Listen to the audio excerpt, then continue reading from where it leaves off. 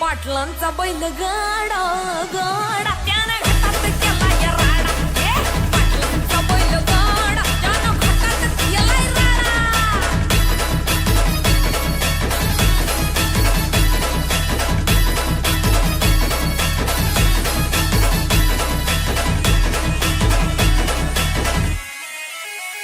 बुचडे पाटलांची नजर होती तीक्ष्ण, पारखीला हिरा मिल्खा शेठ नजरे